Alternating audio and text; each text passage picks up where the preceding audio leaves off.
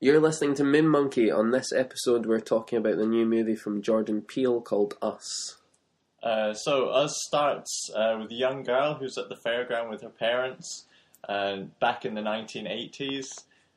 She gets separated from her parents and finds her way onto the beach where she heads into a creepy, sort of haunted house of mirrors. It's not haunted. I shouldn't have said that. But it's creepy, eerie theme going on. And she's walking through the house of mirrors, and then the scene sort of cuts as she sees herself. It looks as though it's in one of the mirrors, but then you realise that it's not. It's actually like another version of herself, or it seems to be anyway.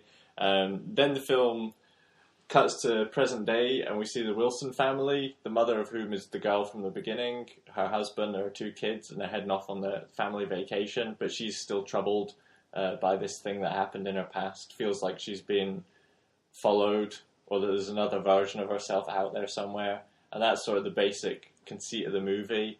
When they're on the holiday, it's sort of, the film has a sort of tonal shift between sort of light-hearted, there's some comic moments, and it's almost like a family, like I say, it's a family holiday adventure film, but then it goes really dark. Like, it shifts a lot, like, there's a lot of humour, there's a lot of jokes in there, but then it shifts to dark. I never felt like it was National Lampoons. I know, but like, there's more humour in there than you, like, it's not just downbeat the whole time. No. But anyway, when they get to this sort of, their house in the woods, they see, like, another family standing outside, and this is the moment when you think, like, oh, now it's taking a turn for the worse, and you recognise, like, it's them, but a different version of them. So yeah, I don't want to spoil too much about the movie, because I feel like this is one where, if you go in knowing as little as possible about it, like we did, you're going to get a lot more out of it. But yeah, Jordan Peele, who gained a lot of praise for his last movie, Get Out. Yeah, we both loved that. Which is sort of like an instant modern horror classic. And our review is available. Yeah. If you've not so seen check out our review of that if you haven't already. But yeah, that was sort of blended some social issues about racism in with sort of a modern horror tale. Yeah, and this is similar. It like does a sort of social critique along with the horror story. I feel like Get Out was much more a social commentary movie than a horror movie, where I feel like this one is much more a horror movie with little bits of social commentary in there. Yeah. Because with this one you have so much more horror, there's a lot more brutal kills, there's a lot more blood, violence and deaths in this, and there's people creeping around dark houses, not knowing what's around corners and things. There's a lot more of that than there was in Get Out. Yeah, it definitely stepped up the violence, like you say. I feel like with Get Out, it was very focused. Like, you knew what that film was about. This one has numerous readings or interpretations. There's one sort of major one, but I feel like it could be read in multiple different ways. Yeah. And there's different things you can take out of it. So in that way, it's almost not as focused as the first one. It's a little bit a lot of really interesting ideas thrown out there, but it never quite coagulates into specifically what they're getting at. There was stuff that I really liked in it. My main criticism of the thing was that it was a little uneven, and the pacing was a little off. Let's be honest, what is your main criticism of this?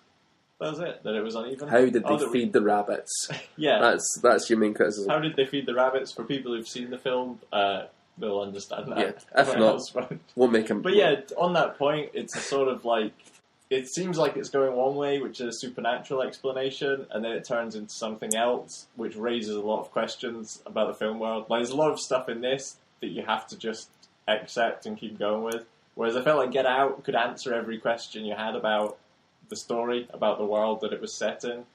That had a weird ending. I mean, that went some weird places, but it had an internal logic. Whereas this film, the internal logic sort of breaks down.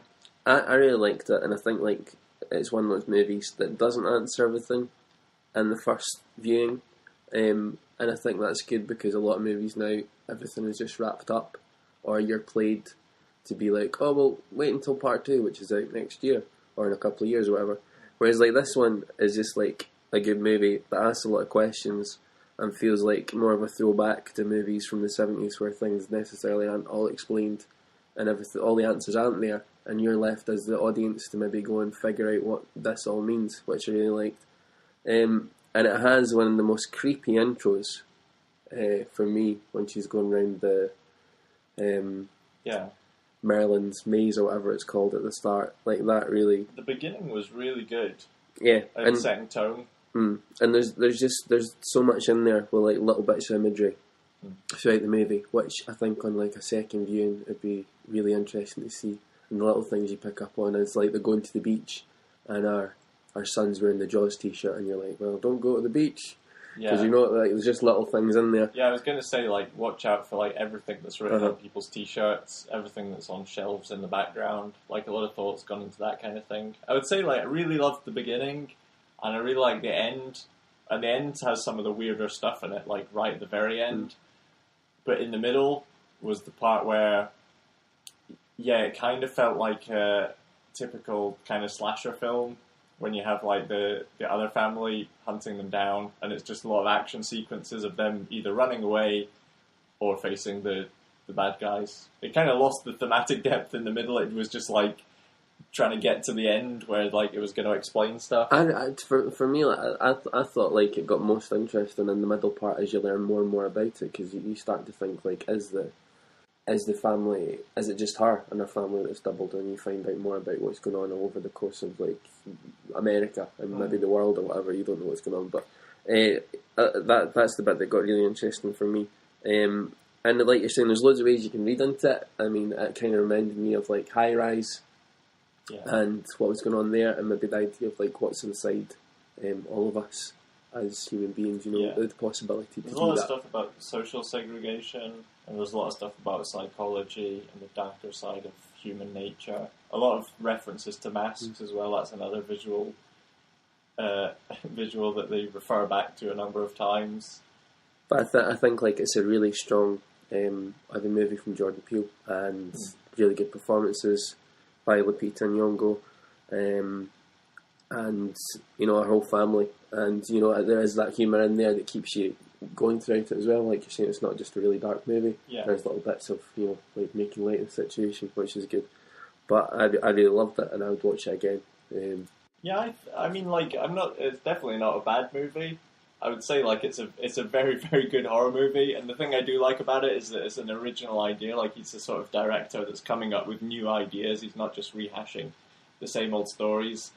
Even though, like, it follows some tropes of other horror movies, it is a one-of-a-kind film. I just felt like it was uneven in some places and just needed a little more, like, polishing of the script to get some of the ideas across there of what he was trying to say. So that's our review of Us. I hope you enjoyed that. Make sure to like and subscribe to our channel, and we'll be back with more reviews.